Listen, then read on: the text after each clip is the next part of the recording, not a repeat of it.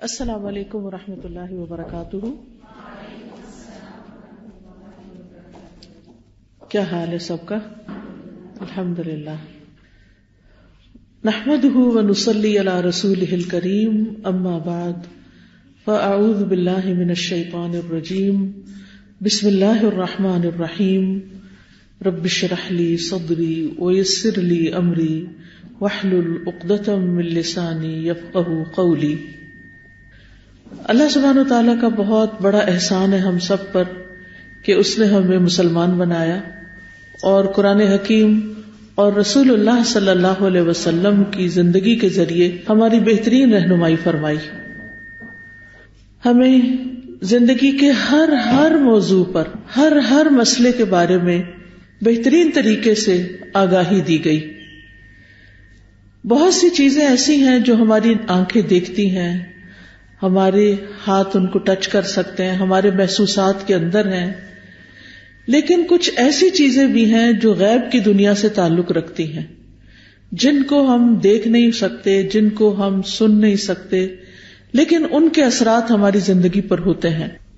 ایسی چیزوں کے بارے میں انسان خود سے جان بھی نہیں سکتا، اور پھر اگر ان میں سے کسی چیز کا شر انسان تک پہنچتا ہے تو اس کا علاج بھی نہیں کر سکتا. انہی چیزوں میں سے کچھ منفی چیزیں ہیں، جیسے نظر ہے، حسد ہے، جادو ہے، اور اسی طرح کے اور ٹونے ٹوٹکے جو دوسروں کے خلاف کیے جاتے ہیں کہ جس سے دوسروں کو نقصان پہنچتا ہے. مثلا انسان کا جو جسم ہے وہ دو چیزوں سے مل کر بنا ہے. ایک اس کا مادی وجود ہے، جیسے اس کی گوشت، ہڈیاں، اس کی کھال بال، وہ جو نظر آتا ہے. یہ مادی وجود جو ہے اس کو تکلیف پہنچتی ہے اگر کوئی مادی چیز اس پر آ پڑے. مثلا اگر کوئی آپ کو پتھر مارے تو آپ کا جسم اس سے درد محسوس کرے گا. ہو سکتا ہے جسم کا کچھ حصہ ٹوٹ جائے، کچھ زخم ہو جائے، بروزز ہو جائیں. اسی طرح ہمارے وجود کا ایک دوسرا حصہ یا دوسرا پہلو ہماری روح ہے. اس دنیا میں ہمارا جسم ڈومیننٹ ہے اور روح اس کے تابع ہے. کچھ ایسی چیزیں ہیں کہ جو جسم پر نہیں روح پر اثر انداز ہوتی ہیں، اور جب وہ روح پر اثر انداز ہوتی ہیں تو روح ان سے متاثر ہوتی ہے، روح بیمار ہو جاتی ہے، روح دکھی ہو جاتی ہے، اور اس سے بھی انسان بیمار پڑ جاتا ہے. تو عمومی طور پر ہم جسمانی بیماریوں کا علاج تو کر لیتے ہیں کیونکہ وہ نظر آ رہی ہوتی ہیں.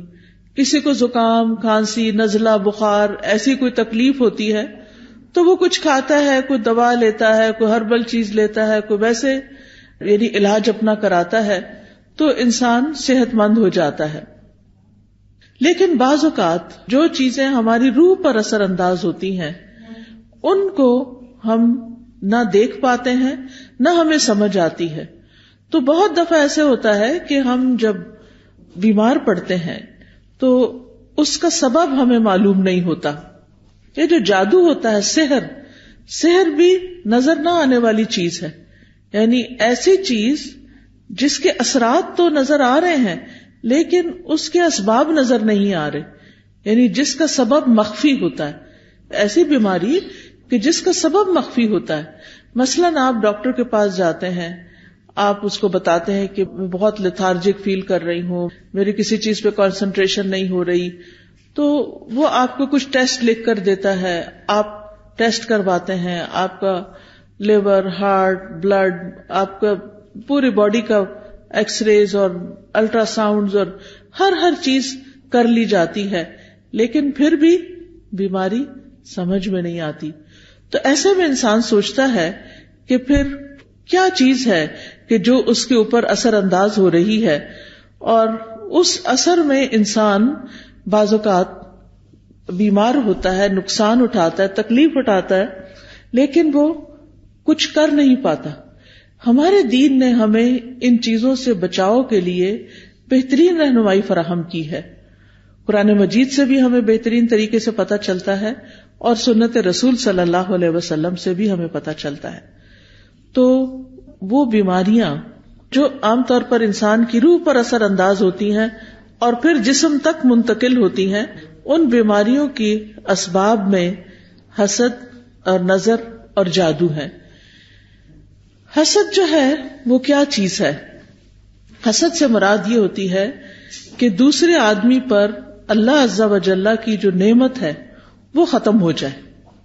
یعنی اگر کسی کو کوئی نعمت ملی ہے، کوئی اولاد کی شکل میں یا شکل و صورت کی شکل میں یا کسی عہدے کی شکل میں، تو اس وقت انسان کو یعنی دوسرے لوگ دیکھ کر خوش نہ ہوں اور وہ یہ چاہیں کہ یہ نعمت کسی نہ کسی طرح ختم ہو جائے۔ اور بعض اوقات جو حاسد ہوتا ہے وہ یہ نہیں چاہتا کہ اس کو وہ نعمت ملے یا نہ ملے، لیکن وہ یہ ضرور چاہتا ہے کہ دوسرے شخص سے وہ نعمت زائل ہو جائے۔ حسد جو ہوتا ہے وہ دو طرح کا ہوتا ہے، ایک حقیقی حسد ہوتا ہے اور ایک مجازی حسد ہوتا ہے۔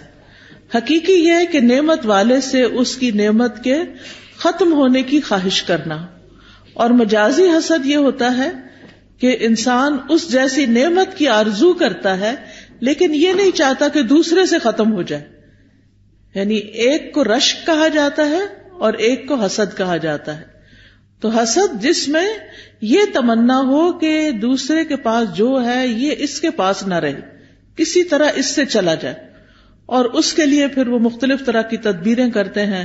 عام طور پر جو تدبیر کی جاتی ہے وہ جادو وغیرہ سے کی جاتی ہے، لیکن یہ کہ جادو کے علاوہ حسد کی جو نظر ہوتی ہے وہ جب دوسرے پہ ڈالی جاتی ہے تو بعض اوقات اس کی روح پر اور اس کی نعمتوں پر برے اثرات پڑتے ہیں، لیکن یہ بھی اللہ کے اذن سے ہوتا ہے۔ جیسے آپ دیکھیں کہ جراثیم تو ہر وقت آگے پیچھے ہیں، ہوا میں بہت سے جرمز گھوم پھر رہے ہوتے ہیں، لیکن وہ سارے ہمیں چمٹ نہیں جاتے اور سارے ہم پر اٹیک نہیں کرتے اور ان سب سے ہم بیمار نہیں پڑ جاتے، بلکہ ہمیں صرف وہی لگتے ہیں جو اللہ کا اذن ہوتا ہے۔ اور آپ نے دیکھا ہوگا کہ بعض اوقات جب ایک وبا پھیلتی ہے، ایک بیماری عام ہوتی ہے، تو ہر شخص نہیں بیمار پڑتا، اکثر لوگ پڑ بھی جاتے ہیں لیکن سب کے سب 100% بیمار نہیں ہوتے۔ طاعون جیسی بیماریاں بھی پھیلی، بہت ہلاکتیں ہوئی، ملیریا پھیلتا ہے، ہزاروں لوگ مر جاتے ہیں، لیکن سارے کے سارے نہیں مر جاتے۔ تو وہ جو مر جاتے ہیں یا جن کے اوپر بیماری اثر کرتی ہے وہ اللہ کے اذن سے کرتی ہے۔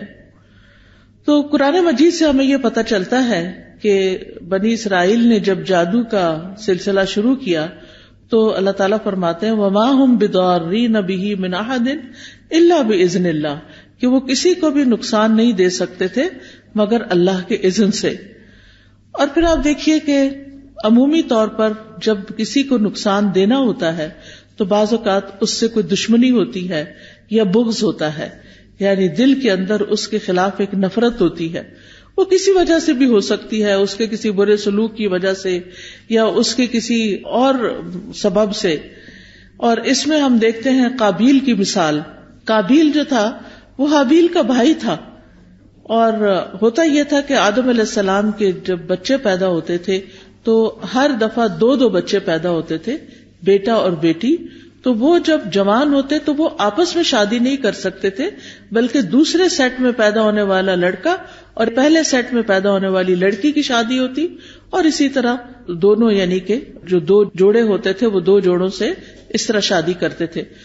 تو اب حابیل کی جس لڑکی سے شادی ہونی تھی وہ قابیل کو پسند آ گئی، تو اس پر قابیل جو تھا وہ حابیل کا دشمن بن گیا، اور اس نے یہ چاہا کہ کسی طرح بھائی کو یہ لڑکی نہ ملے۔ بہرحال لمبا قصہ ہے، اس وقت اس کی تفصیل میں جانے کی ضرورت نہیں، لیکن اس میں قابیل نے ضد میں آ کر اور حسد میں مبتلا ہو کر اپنے بھائی کو قتل کر دیا۔ بعض اوقات حسد کا سبب عزت اور غلبہ پانا ہوتا ہے کہ میں دوسرے کو کنٹرول کر لوں یا دوسرا کسی طرح ختم ہو جائے، اور اس کی مثال عبداللہ بن ابی کی ہے کہ جو نبی صلی اللہ علیہ وسلم کا بہت بڑا حاسد دشمن تھا، اور وہ کسی بھی موقع پر کوئی بری باتیں کرنے سے چوکتا نہیں تھا۔ اسی طرح حسد کا ایک سبب تکبر ہوتا ہے کہ میں سب سے بڑا رہوں، مجھ سے آگے کوئی نہ نکلے، اور اگر کسی اور کو کوئی عہدہ مل جاتا ہے، کوئی نعمت مل جاتی ہے کسی کے بچے زیادہ پڑھ لکھ کر قابل ہو جاتے ہیں تو دوسرے لوگ اس سے حسد کرنا شروع کر دیتے ہیں. اور اس کی مثال شیطان کی مثال ہے کہ شیطان کا بڑا ایک مقام تھا، یعنی شیطان بننے سے پہلے بڑا عبادت گزار تھا اور بہت اس کا نام تھا، لیکن جب اس نے یہ دیکھا کہ آدم کو سجدہ کروایا گیا ہے تو وہ حسد کا شکار ہو گیا، اور اس نے کہا کہ یہ کیسے ہو سکتا ہے کہ جو مٹی سے بنا ہو اس کو سجدہ کروایا جائے اور مجھے بھی کہا جائے کہ میں اس کے آگے جھک جاؤں. تو اس نے کہا تھا کہ میں بہتر ہوں، مجھے آگ سے پیدا کیا گیا اور اس کو مٹی سے بنایا گیا، میں اس کے آگے نہیں جھکوں گا. اور پھر چونکہ اللہ تعالیٰ نے زمین کا خلیفہ بنایا تھا انسان کو، تو شیطان سے یہ برداشت نہ ہوا اور اس نے ایک مستقل دشمنی پال لی. اسی طرح بعض اوقات یہ ہے کہ بہن بھائیوں کے بیچ میں بھی حسد آ جاتا ہے، جس کی مثال یوسف علیہ السلام کی ہے. اور ان کا مسئلہ کیا تھا کہ یوسف ہمارے باپ کو زیادہ پیارے ہیں اور ہم تو ایک گروہ کی شکل میں ہیں، یعنی ستیلے بھائی تھے ان کے اور باقی سب جو تھے وہ دوسری ماں سے تھے، تو ان کا آپس میں ایک جتھا بن گیا.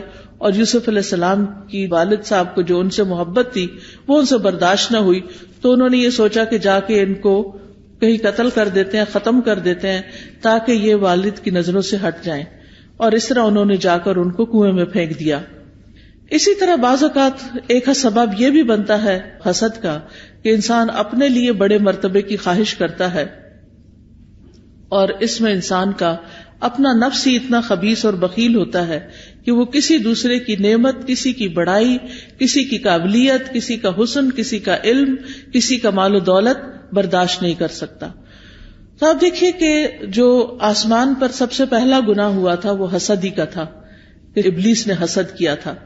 حسد کی ابتدا اس سے ہوئی. پھر اس کے بعد زمین پہ آنے والا پہلا قتل بھی حسد ہی کی بنا پر قابیل سے ہوا تھا. تو حسد کرنا جو ہے وہ حرام ہے. حاسد جو ہوتا ہے وہ دراصل اپنے رب سے ایک طرح سے دشمنی کرتا ہے کہ تو نے فلاں بندے کو زیادہ نعمت یا مجھ سے زیادہ نعمت کیوں دے دی. پھر اسی طرح وہ رب کی تقسیم پہ ناراض ہوتا ہے اور وہ کسی طرح برداشت نہیں کر سکتا. تو یاد رکھیے کہ حسد جو ہے وہ ایمان کے منافی صفت ہے. نبی صلی اللہ علیہ وسلم نے فرمایا کسی بندے کے دل میں ایمان اور حسد دونوں چیزیں اکٹھی نہیں ہو سکتی. ابن قیم کہتے ہیں کہ کفر کے 4 ارکان ہیں، ایک تکبر، ایک حسد، ایک غضب اور ایک شہوت، اور یہ دین کو موڑنے والی صفات بھی ہیں.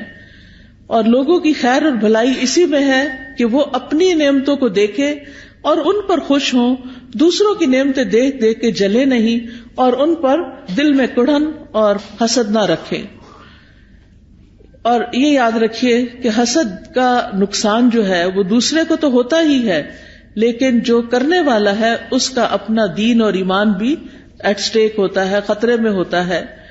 حسد انسان کے اپنے جسم کو جلاتا ہے کیونکہ حسد کی آگ دل میں ہوتی ہے، اور جو حاسد ہوتا ہے اس کو کہیں کسی پل چین نہیں آتا اور وہ ہر وقت کڑتا رہتا ہے، اور خاص طور پر جس وقت اس کا انٹریکشن اس سے ہوتا ہے جس سے وہ حسد کرتا ہے تو اور بھی اس کے اندر تکلیف اٹھتی ہے. پھر حسد بغض کے وجہ سے لڑائی اور جھگڑے کا سبب بھی بن جاتا ہے اور نیکیوں کو خراب کر دیتا ہے اور نافرمانیوں اور شر کا سبب بن جاتا ہے. اسی طرح نظر بد جو ہے، نظر بد بھی حسد کی وجہ سے پیدا ہوتی ہے، اور نظر بد جو ہے وہ ایک طرح سے اس کو تیر کہا گیا کہ نظر کیا ہے، ایک تیر ہے.